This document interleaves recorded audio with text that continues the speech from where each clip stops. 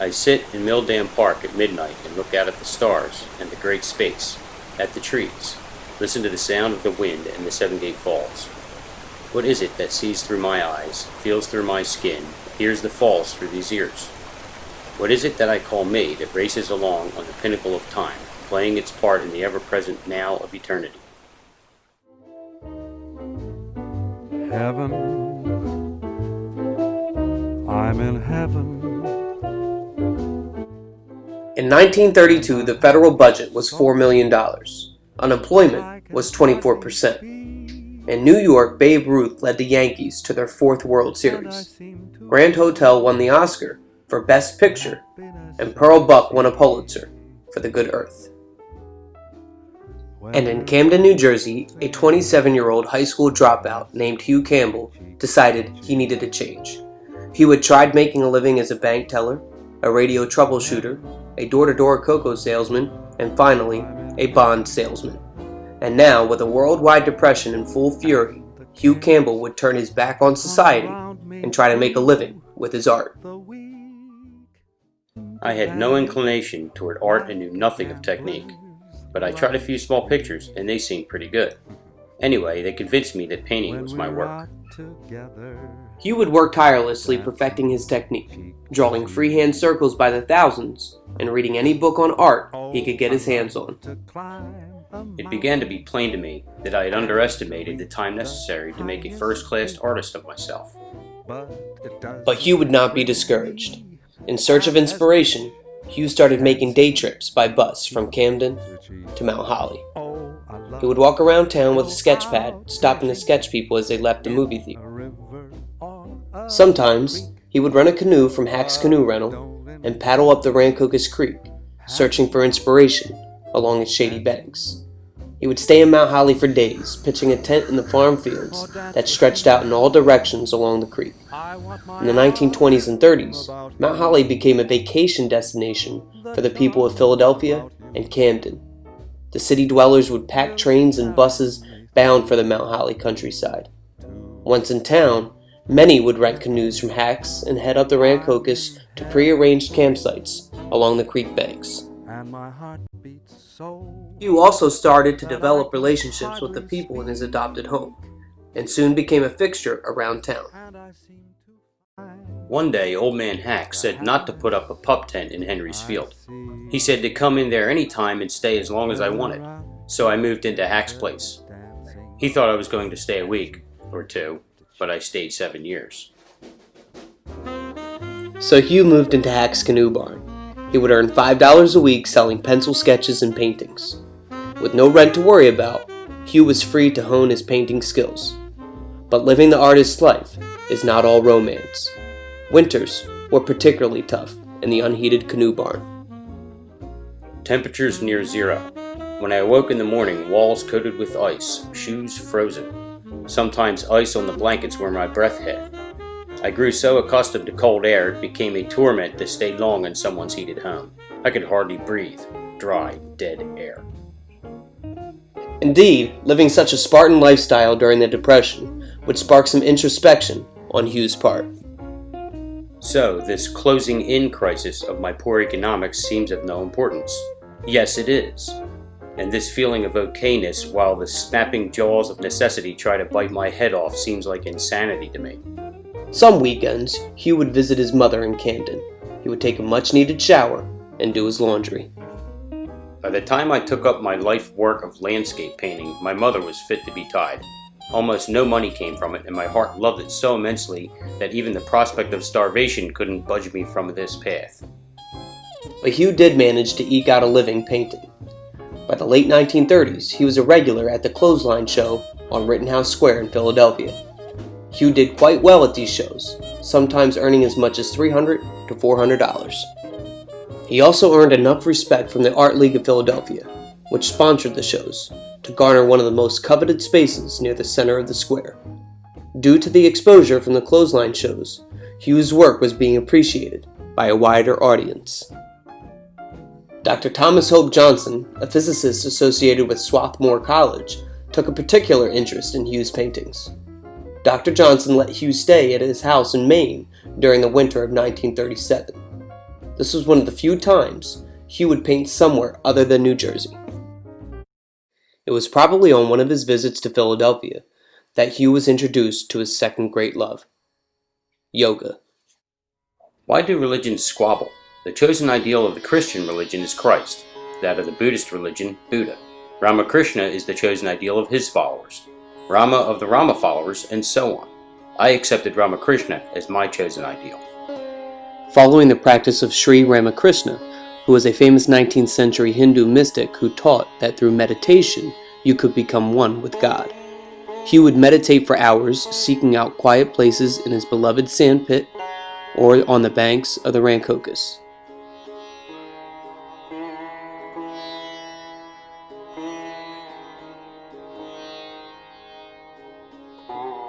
In 1942, Swami Yatiswarwanda, a disciple of Ramakrishna, came to live in Philadelphia to avoid the perils of World War II. Hugh visited him in the Ramakrishna Temple on Pine Street in Philadelphia. When I first visited my beloved master, he said, "Do you know that you are crazy?" I replied, "You are probably right. But if I repeat I am crazy, over and over again, it will do no good. I need your help." And I got it.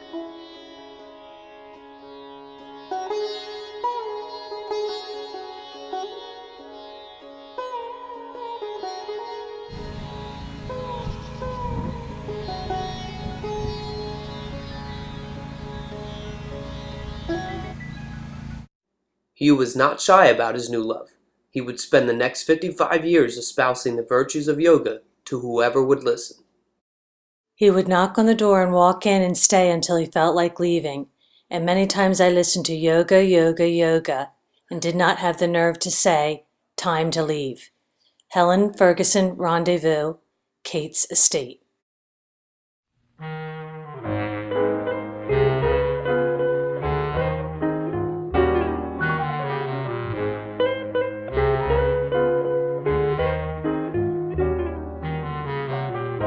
It was also in the early 1940s that Hugh moved from Hack's Canoe Barn to a room in Kate's Island store.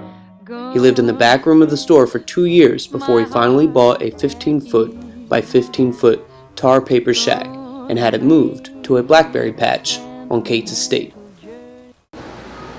My husband said he did not remember when the cabin was moved there. Helen Ferguson said that she remembers that Paul cut down a place that was full of blackberries, and so Hugh called his cabin Blackberry Patch. This was not an attempt to seclude himself from society. On the contrary, at this time Kate's estate and the whole Rancocas Creek from Smithville to Mount Holly was abuzz with activity. There were over 300 houses and campsites along the creek. Some of them were only mere shelters from the mild summer rains.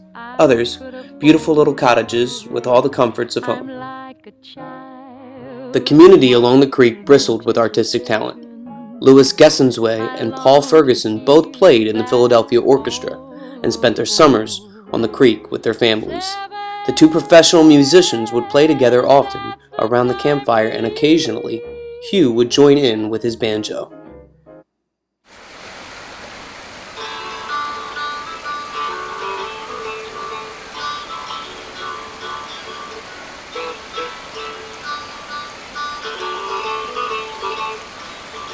I thought years ago that I'd love to paint pictures of clear-water trout brooks brawling through boulders in the mountains, but my paintings here in the lowlands of Mount Holly have brought me little money. So here I am, stuck in a land I've learned to love. Muddy cedar water creeks, sand farms, tidewater marshes, Indian grass, beautiful wooded areas with wonderful fields. The low flat countryside, gentle slopes with enchanting misty skies has made me captive with its poetry, and now I think I am here for good. This is beyond doubt where I belong. When fall rolled around, the urbanites would retreat to the comforts of city life once more. But Hugh would live along the creek year-round, with no heat and no running water. His meditating kept him warm, and his paintings staved off hunger. By his own account, he would paint a picture a day for years, selling some while keeping others.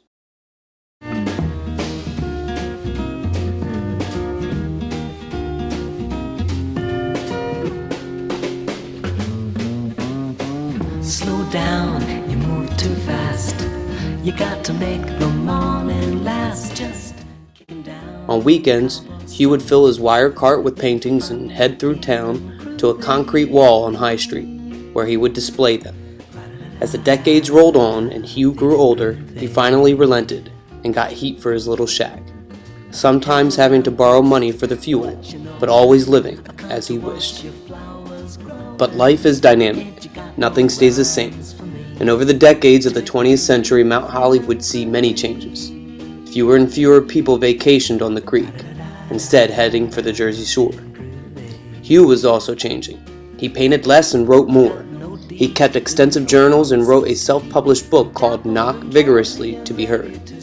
Music played a bigger role in his life now. Instead of paint supplies in his cart, he carried a ukulele and an old stool. I feel 15 years younger when I play the uke. On his daily trips into town, Hugh would often stop to talk to the people he encountered along the way. If he wasn't too busy, he would stop and sing to the group of kids, who would wait for Mr. Campbell, as they called him, to come by and sing to them. What I remember is always seeing him walking back and forth, pulling his cart with his pith helmet on, or if it was wintertime, he'd have his green ear flap hat and his rubber boots. And he always had his ukulele with him. And we always stopped him, had him sing to us, play his ukulele. And that's sitting on a railroad track, his heart was all flutter. Down the line came number 9 and crack, crack, peanut butter. That's what he was. And he always did this duck call with his, he did it perfectly, just with his hand. And that's a lot of times we used to do that too. Just do your duck call as he's walking down the street. And he'd do his duck call. It was great. He's a really nice guy. And I used to walk with Mr. Campbell and talk to him, and I'd watch him when he'd go down to the mill dam, and he would do paintings down there, and I would talk to him, and I guess at this point now I think that he just tolerated me, but he always made me feel like I was important, and he was such a nice man.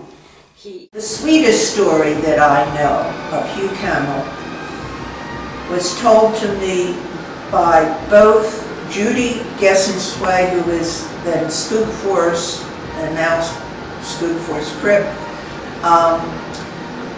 and I also heard it from my husband, and I also heard it from Helen Ferguson, is this.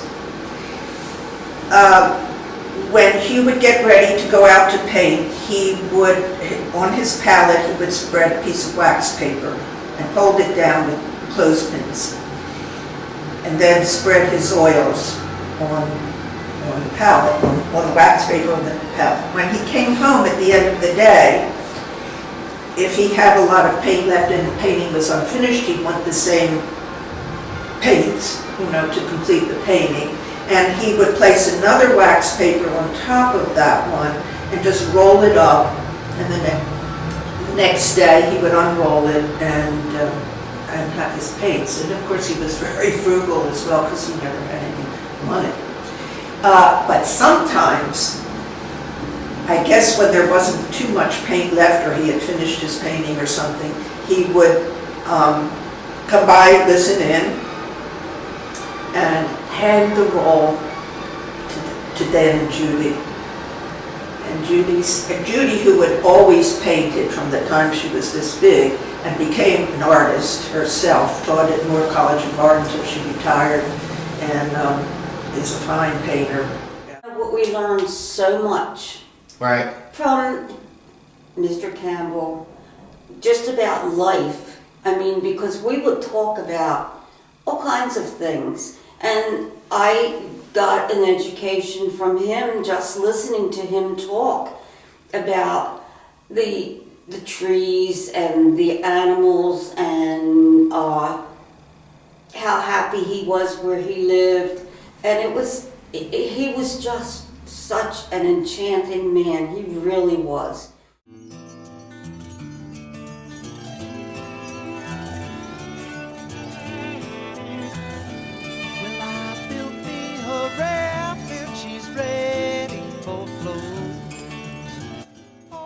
As the years passed, Hugh knew his time along the creek would not last forever. The odd sense. When I leave my home, even for a few minutes, I turn off the fans and electric hot plates. And why is this? It is simply that I may never come home.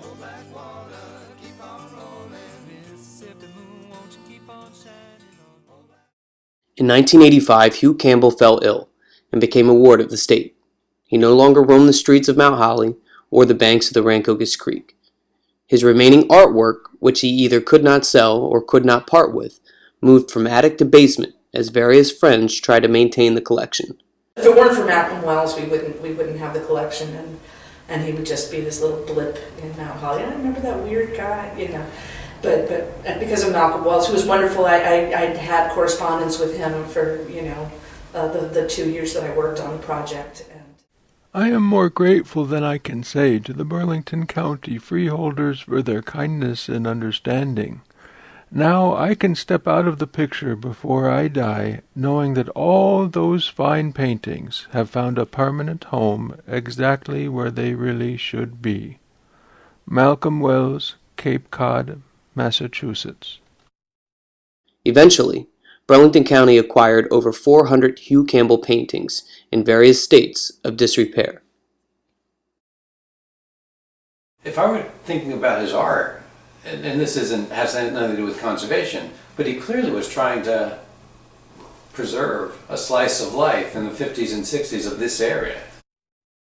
You know, there's a certain X factor about a way a person paints, their gesture, the colors, their mastery of colors, and you know, actually the painting over here to my left, which you can't really see from the camera, but is a perfect example of it. It is actually one of the ones that first caught my eye and said, "Wow, you know, this guy knows what he's doing," and he's doing it in a certain style that is represented by the Pennsylvania, you know, Impressionist painters. It's a whole school, and in fact, he did know some of those painters. Through the county's Adopt a Campbell program, art lovers have donated enough money to conserve more than 40 of his works, which are on display at the Warden's House Gallery in Mount Holly.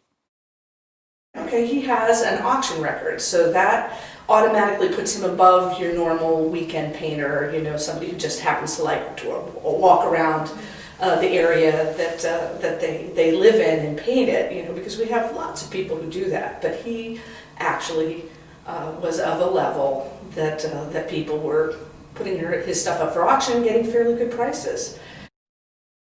And I took a few of the paintings to Delaware. The Winterthur Museum does, I guess it's like a monthly assessment, sort of like an Antiques Roadshow kind of a thing, of artwork that you had. So I took a few of the paintings down there. I scheduled an appointment, took a few paintings down there, and they became very excited about what I brought them. In 1997, the federal budget was a whopping $1.6 trillion. Unemployment was a modest 4.7%. The Florida Marlins won their first World Series. Titanic won the Oscar for Best Picture. Stephen Milhauser won the Pulitzer for Martin Dressler, Tale of an American Dreamer. And in a Maple Shade, New Jersey nursing home, 92-year-old Hugh Campbell passed away. Hugh Campbell lived from 1905 to 1997, a lifetime that spanned nearly a century. As a thinking, creative artist and writer, instead of focusing on the great global changes of the time, he chose to look at life through the lens of his own corner of the world. By doing so, he captured a rich portrait of 20th century life as it truly was in small-town America. Hugh Campbell's works and words have demonstrated to us what happens when one takes the road less traveled by.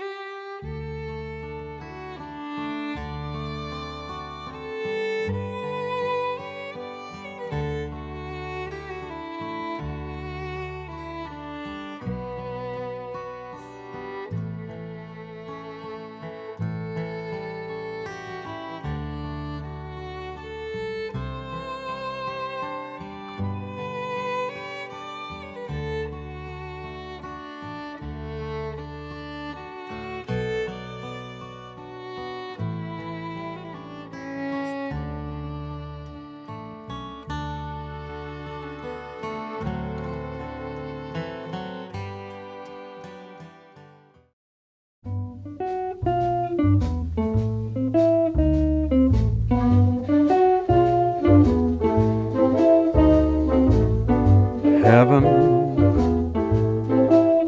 I'm in heaven. And my heart beats so that I can hardly speak.